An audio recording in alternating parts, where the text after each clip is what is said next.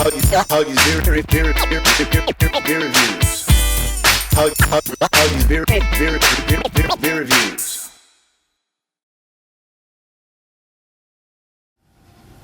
What's going on, guys? Welcome back to another one of Hoggie's beer reviews. Now, this beer has been requested before it even became available in my area. It took a while before it came down here, so we're getting patriotic with it because it's finally available. So to everybody who requested it and everybody who's curious, here it is, guys, from Coors. This is batch 19, pre-prohibition style lager. That's right, Coors. That's right, Coors. Doesn't say it anywhere on the packaging, but yes, Coors. Coors has been a busy brewing company lately.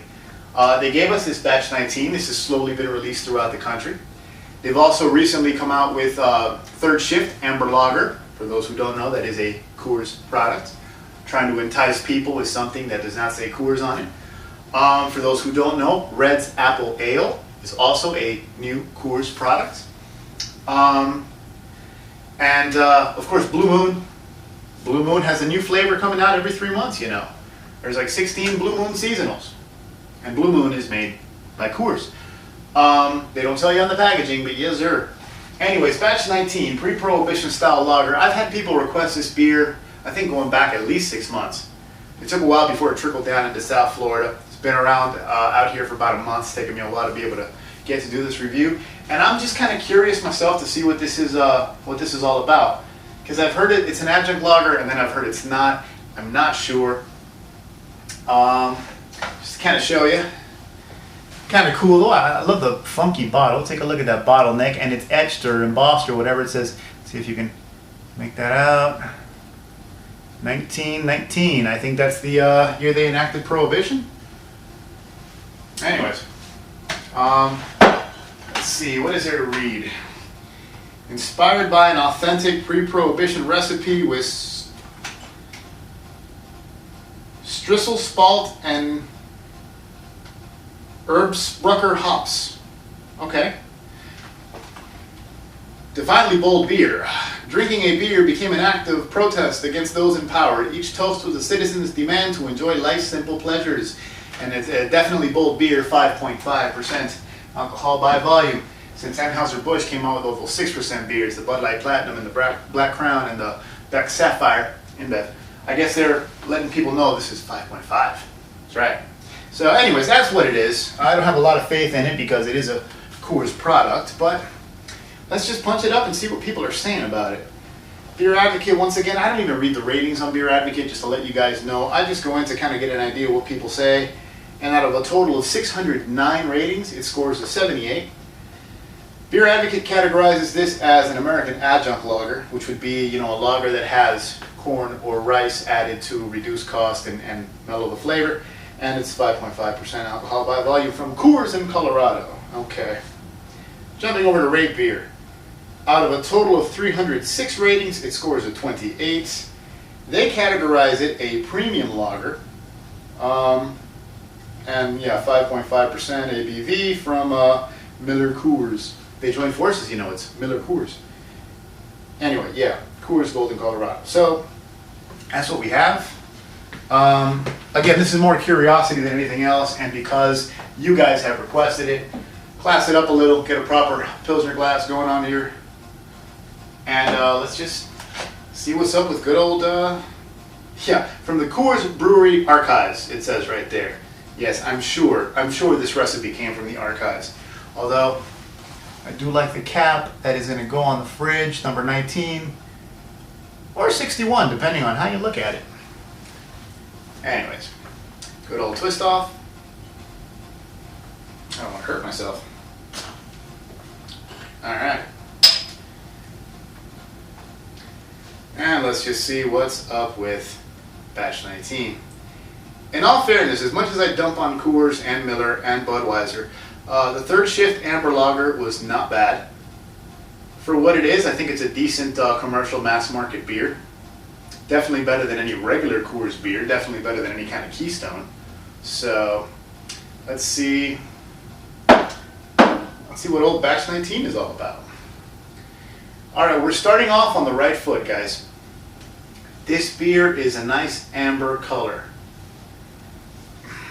Depends on what you think amber is. This may be a hair or two, a shade or two lighter than your standard amber, but this is darker than any Coors beer ever. And like I said, you know, one said adjunct, one said premium. I don't know if this has any corn or rice in it. And of course, they're not going to tell you that up front. So far we're looking like a proper lager. The head has kind of fizzed away a bit, but it's not pop fizzy, just receded. So take a look at that guy right there. All right.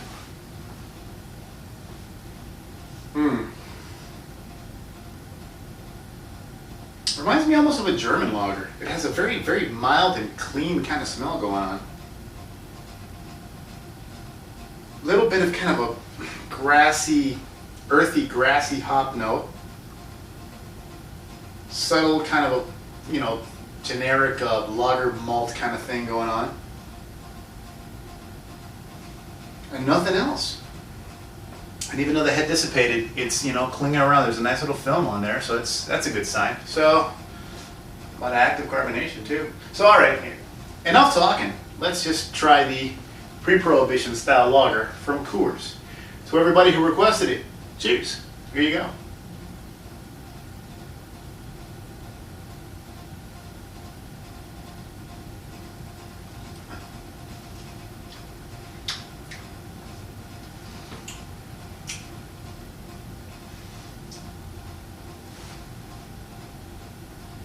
This hurts me to say, but as much as I dump on Bud, Miller, and Coors, it's actually pretty good.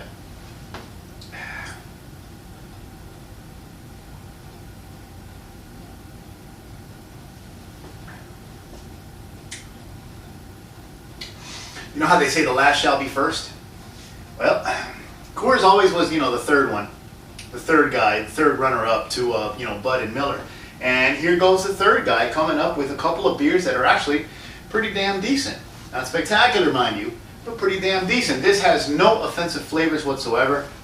Has a medium body and almost kind of a, I don't want to say chewy. Let's not get into those words that we use to describe, you know, craft beers and stouts and, you know, really rich quality recipes, right? But it almost has kind of like this sticky, chewy mouthfeel. I'm not detecting any corn. I'm not detecting any rice. It's maltier, you know, going by the color, it's kind of a malty thing. Got a nice malt body. It's mild, it's mellow, but it's there, it's dense, it's rich, it has a body, unlike most of Coors' offerings, right? And you get that same, you know, kind of grassy, earthy hops, I don't even want to say bitterness because it's not really bitterness, but it's enough of a sharp bitterness at the end to clean things up.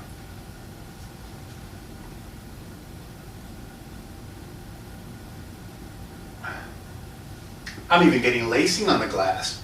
Holy crap. And there's actually a little more than just kind of grassy earthiness to those hop flavors. There's a bit of kind of almost a mild, very, very mild kind of fruity citrus character in there as well. God damn, I would have never thought this would actually be damn decent.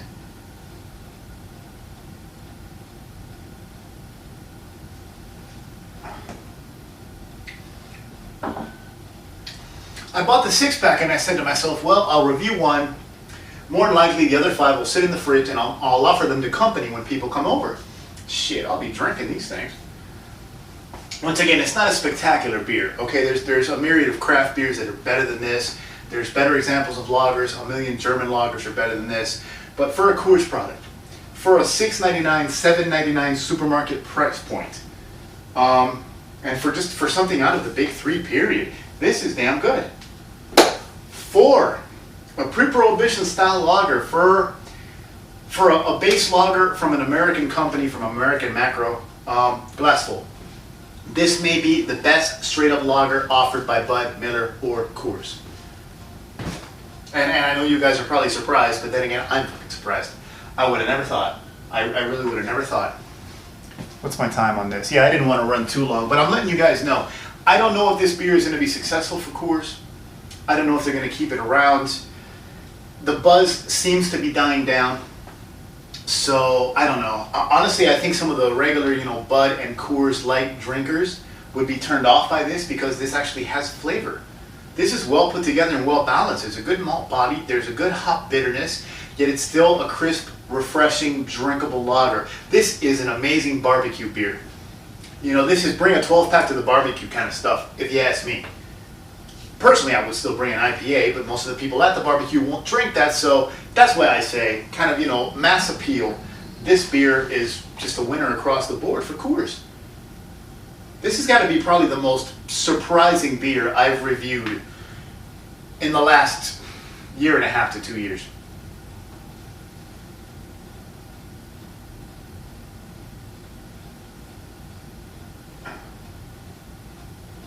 There is a little something on the finish that makes me think that there may still be an adjunct in there, but that just could be, me hating on Coors.